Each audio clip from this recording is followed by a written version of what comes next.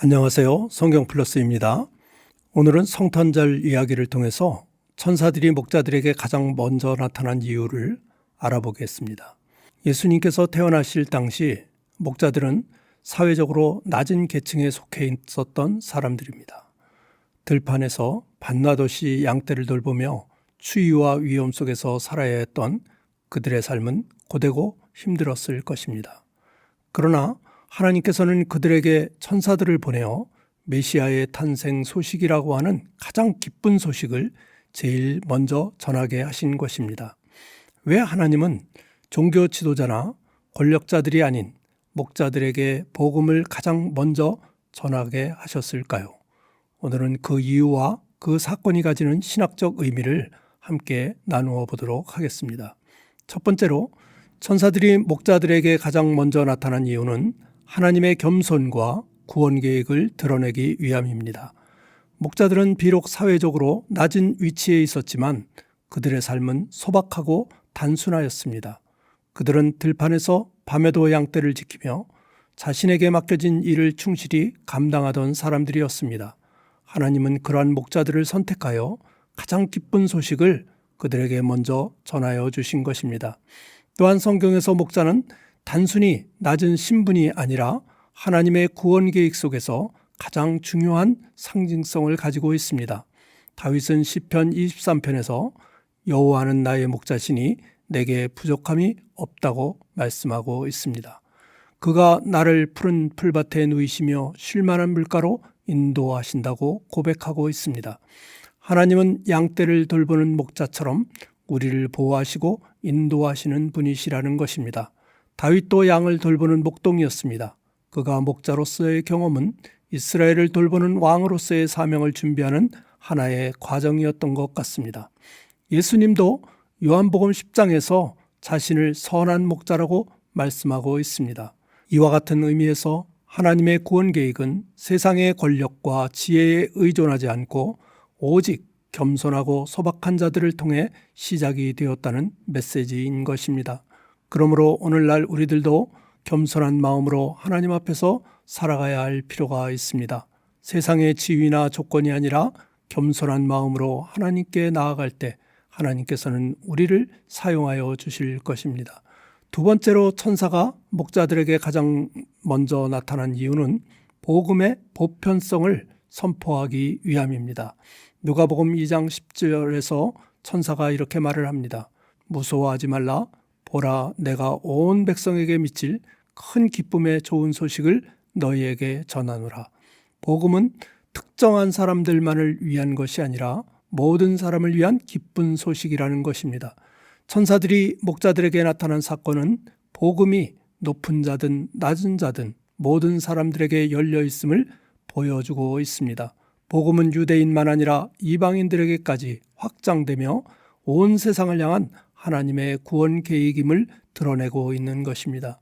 또한 예수님께서는 공생의 기간 동안 가난한 자, 병든 자, 죄인과 세리와 소외된 자들과 함께 하시며 복음의 보편성을 몸소 보여주셨습니다. 목자들이 복음의 첫 번째 청중이 된 것은 하나님의 구원이 사회적 지위나 민족적 경계 없이 모든 사람들에게 열려 있음을 선언하는 사건이었던 것입니다. 그러므로 오늘날 우리들도 복음을 전할 때 특정한 계층이나 사람들만을 대상으로 하지 말아야 합니다.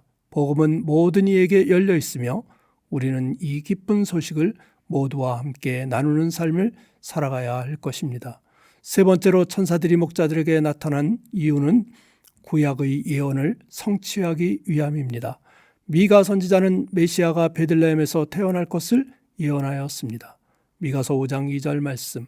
베들레헴 에브라다야, 너는 유다 족속 중에 작을지라도 이스라엘을 다스릴 자가 내게서 내게로 나올 것이니라. 그의 근본은 상고의 영원에 있느니라. 목자들은 이 예언의 현장이 된 베들레헴 근처 들판에서 양을 치고 있었던 사람들입니다. 또한 이사야 선지자는 가난한 자에게 복음이 전파될 것을 예언하고 있습니다. 이사야서 61장 1절.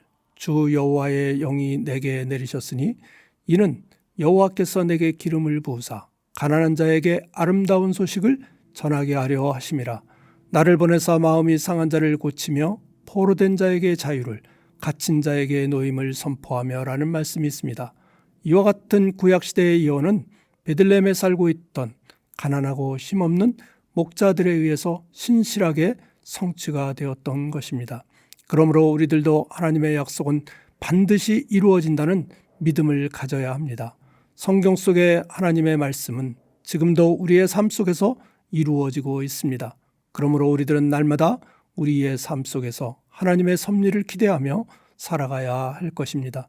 네 번째로 천사들이 목자들에게 가장 먼저 나타난 이유는 목자들의 순수한 믿음과 즉각적인 순종 때문입니다.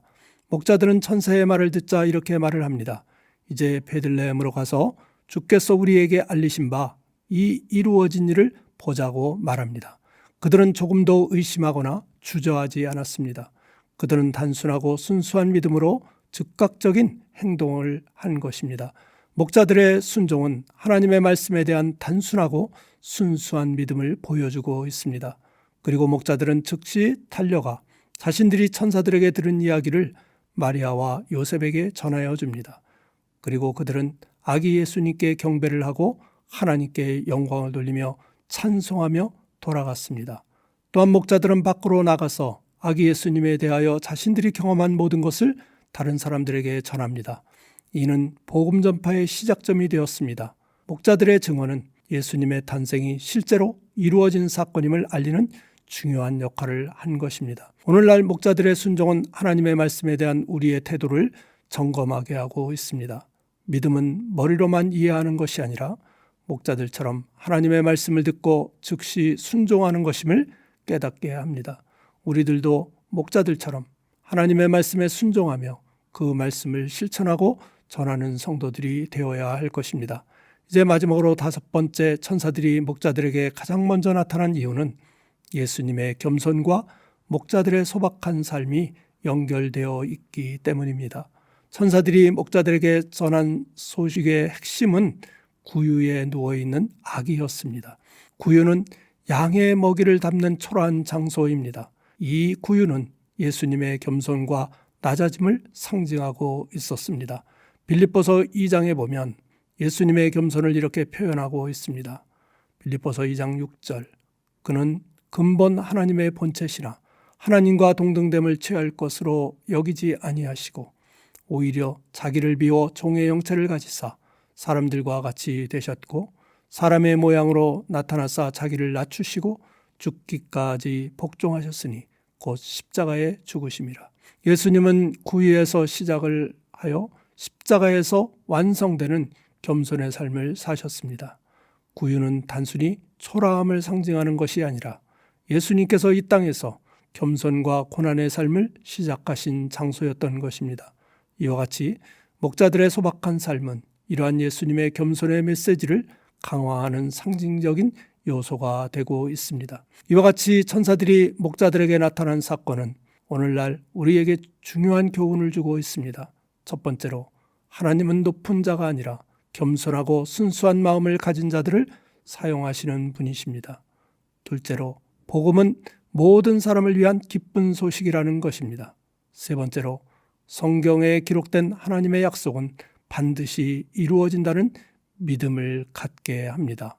네 번째로, 우리들도 목자들처럼 하나님의 말씀에 즉각적으로 순종하고 복음을 전파하는 삶을 살아야 함을 알려주십니다. 다섯 번째로, 목자들이 구유에서 예수님을 만난 것처럼 우리들도 일상의 삶 속에서 하나님의 임재를 발견해야 할 것입니다. 이와 같이 천사들이 목자들에게 가장 먼저 나타난 사건은 단순히 낮은 자를 위로하기 위한 것이 아닙니다.